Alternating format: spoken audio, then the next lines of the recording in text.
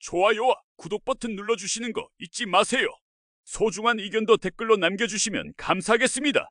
동네 어르신 탐정단. 해 칠령 노을이 붉게 물든 아파트 단지. 벤치에 나란히 앉은 세 노인의 그림자가 길게 늘어졌다. 김정호 78. 은퇴 후 무료함을 달래려 단지 내 벤치에 눌러앉은 지 어언 5년. 옆에는 단짝 친구이자 브레인 담당인 박철수 79. 그리고 정보통이자 행동대장 역할을 맡은 이만석 77이 함께였다. 매일 오후 3시 벤치는 어김없이 어르신 쉼터이자 동네 정보 교류소로 변모했다. 요즘 아파트가 영찜찜해. 정호가 무심하게 던진 한마디가 정적을 깼다. 철수는 돋보기 너머로 눈을 가늘게 뜨며 되물었다. 뭐가 찜찜하다는 건가? 만석은 기다렸다는 듯 호들갑을 떨었다. 맞아. 나도 요즘 이상한 기운을 느낀다 했어. 시작은 사소했다. 며칠 전부터 단지 내 분리수거장에 버려진 택배 상자들이 칼로 난도질당한 채 발견되기 시작한 것. 처음엔 단순한 장난인가 싶었지만 며칠 뒤엔 백이동 앞 화단에 심어놓은 꽃들이 뿌리째 뽑혀 널브러져 있는 기이한 사건이 벌어졌다. 급기야 어제 저녁엔 지하 주차장에서 젊은 부부의 차 타이어가 칼로 찢기는 엽기적인 사건까지 발생했다. 이거 단순한 장난이 아니야. 정호는 심각한 표정으로 말했다. 누군가 우리 아파트에 악의적인 장난을 치고 있는 게 분명해. 철수는 고개를 끄덕였다. 나도 그렇게 생각하네. 방치하면 더 큰 사건으로 번질 수도 있어. 만석은 눈을 빛내며 덧붙였다. 좋아. 그럼 우리가 직접 나서서 범인을 잡는 거야. 그렇게 벤치에 앉은 세 노인은 얼떨결에 동네 어르신 탐정단을 결성하게 되었다. 40년 지기 친구들의 정의감과 오지랖, 그리고 무료함이 절묘하게 합쳐진 결과였다. 탐정단의 첫 회의는 벤치에서 열렸다. 철수는 돋보기를 번갈아 끼고 벗으며 브리핑을 시작했다. 우선 사건들을 분석해보세. 택배 상자 훼손, 화단 훼손, 차량 타이어 훼손. 공통점은 훼손이야. 누군가 의도적으로 물건을 망가뜨리고 있다는 거지. 만석은 턱수염을 쓰다듬으며 추리에 열을 올렸다. 범인은 아마 젊은 놈일 거야. 요즘 젊은 것들은 버릇이 없어.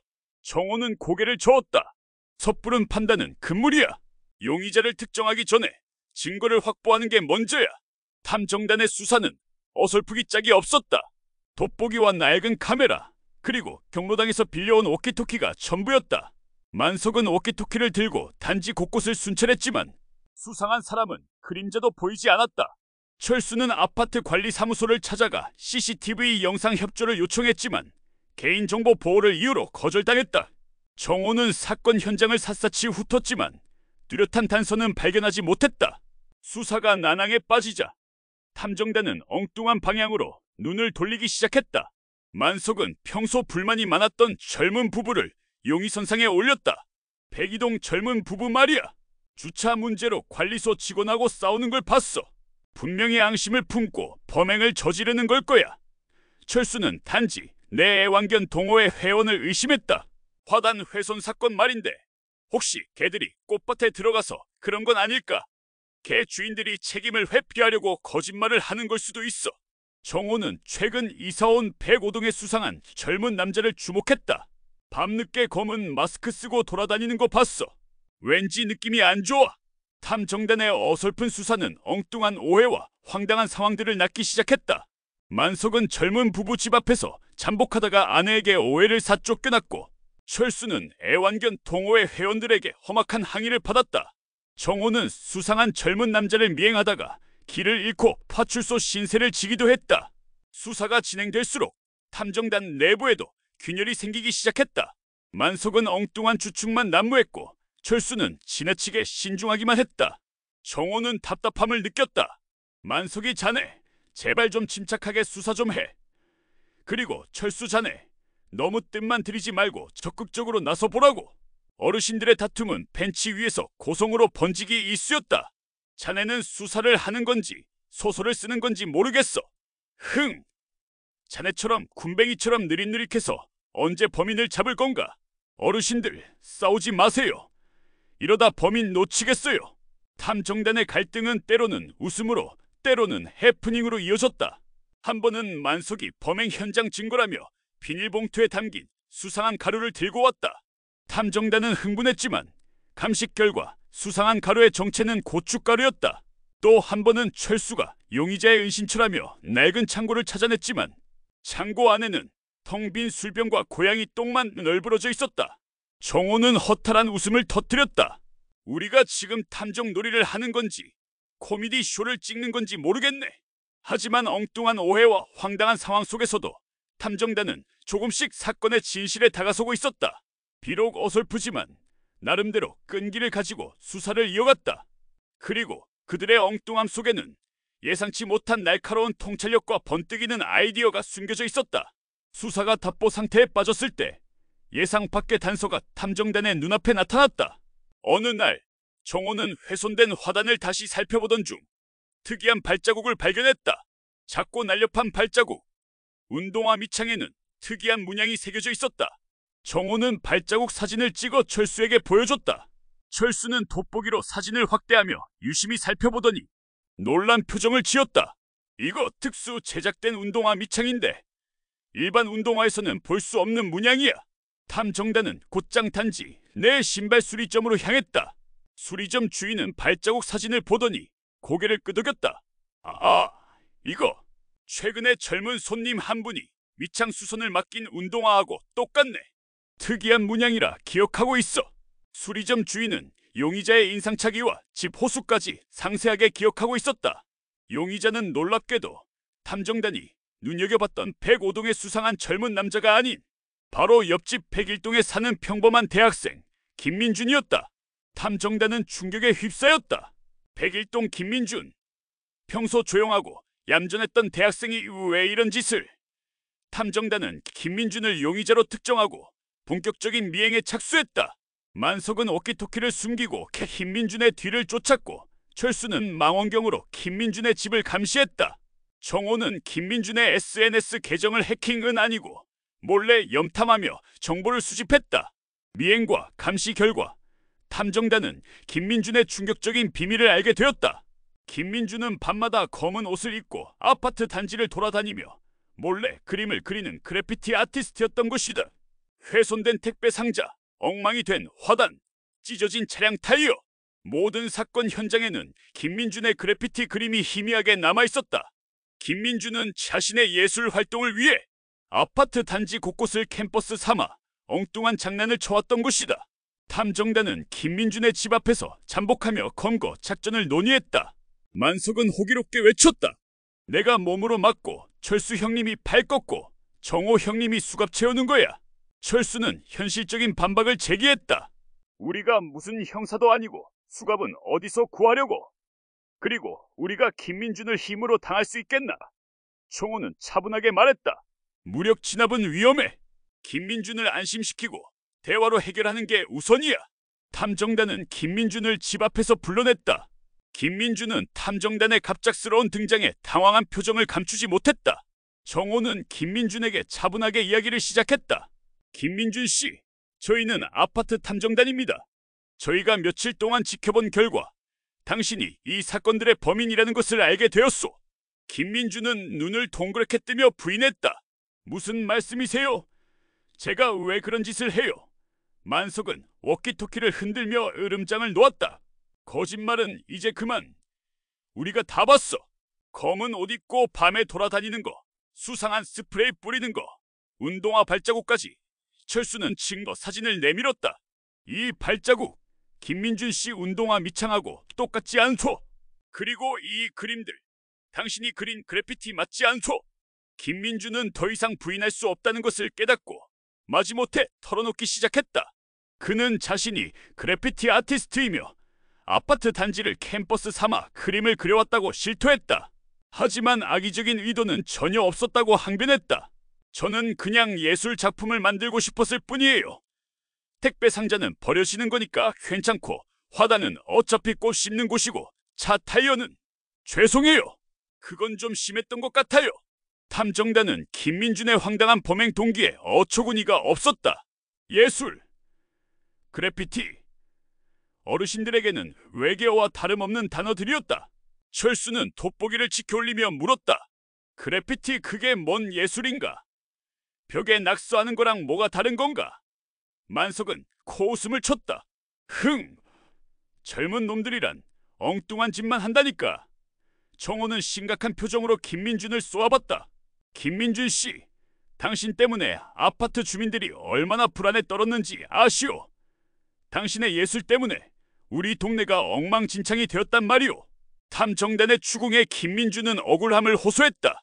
그는 그래피티가 단순한 낙서가 아닌 팝아트의 한 종류이며 도시 문화의 중요한 요소라고 설명했다. 자신의 작품은 사회 비판적인 메시지를 담고 있으며 획일화된 아파트 단지의 개성을 불어넣는 예술 행위라고 주장했다. 어르신들, 제 작품을 좀 더 자세히 봐주세요. 그냥 낙서가 아니에요. 택배 상자에는 현대 사회의 소비 문제를 담았고, 화단에는 자연과 인간의 공존을 표현했고, 차 타이어에는 그건 실수였어요. 죄송해요. 김민준은 쭈뼛거리며 사과했지만 어르신들의 표정은 여전히 냉담했다. 철수는 고개를 가로저으며 말했다. 아무리 좋게 말해도 결국 남의 물건 망가뜨린 건 사실 아니오. 예술이고 뭐고 남에게 피해를 주는 건 용납할 수 없어. 만석은 혀를 끌끌 차며 덧붙였다. 요즘 젊은 것들은 생각이 없어. 예술한다고 다 되는 줄 알아. 정호는 김민준의 눈을 똑바로 쳐다보며 말했다. 김민준 씨, 당신의 예술은 우리 동네에 필요 없어. 당장 그만두시오. 세대 차이에서 비롯된 오해는 쉽게 좁혀지지 않았다. 어르신들은 그래피티를 낙서나 장난 정도로 치부했고, 김민준은 자신의 예술 세계를 이해받지 못하는 것에 답답함을 느꼈다. 탐정단과 김민준 사이에는 팽팽한 긴장감이 감돌았다. 그때 침묵을 깬 것은 의외로 만석이었다. 만석은 돋보기 너머로 김민준의 그래피티 사진들을 번갈아 보더니 엉뚱한 질문을 던졌다. 근데 자네 그림 자세히 보니까 꽤 그럴듯하네. 혹시 닭 그림도 그릴 줄 아나? 만석의 엉뚱한 질문에 탐정단과 김민준은 모두 어리둥절했다. 철수는 만석을 타박했다. 만석이 자네, 지금 농담할 때가 아니잖. 정호는 만석의 속셈을 궁금해하며 물었다. 만석이 자네, 갑자기 닭 그림은 왜? 만석은 엉뚱한 미소를 지으며 대답했다. 내가 요즘 닭 그림에 푹 빠져서 말이야. 우리 경로당 벽에 닭 그림 하나 그려주면 어떻겠나 싶어서. 만석의 엉뚱한 제안에 탐정단은 잠시 혼란에 빠졌다.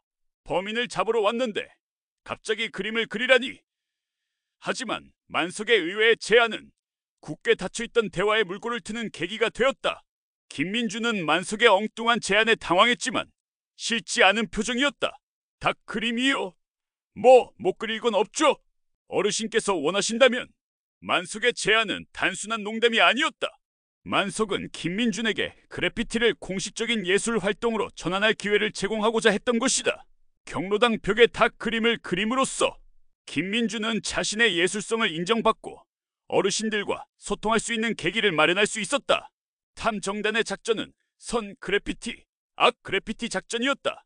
김민준의 그래피티를 긍정적인 방향으로 유도하고 더 이상 아파트 주민들에게 피해를 주지 않도록 설득하는 것이었다.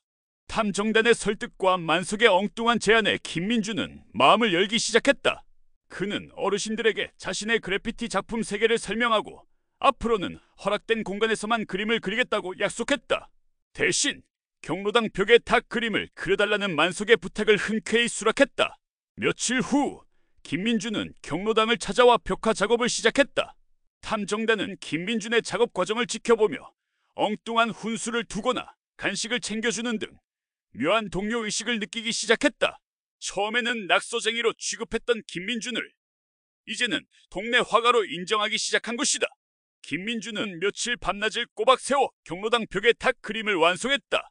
낡고 허름했던 경로당 벽은 화려하고 생동감 넘치는 닭 그림으로 새롭게 태어났다. 닭 그림은 단순히 닭을 그린 것이 아니었다.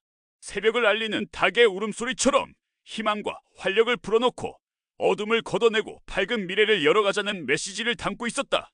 경로당 벽화가 완성되자 동네 주민들이 하나둘씩 몰려와 감탄사를 쏟아냈다.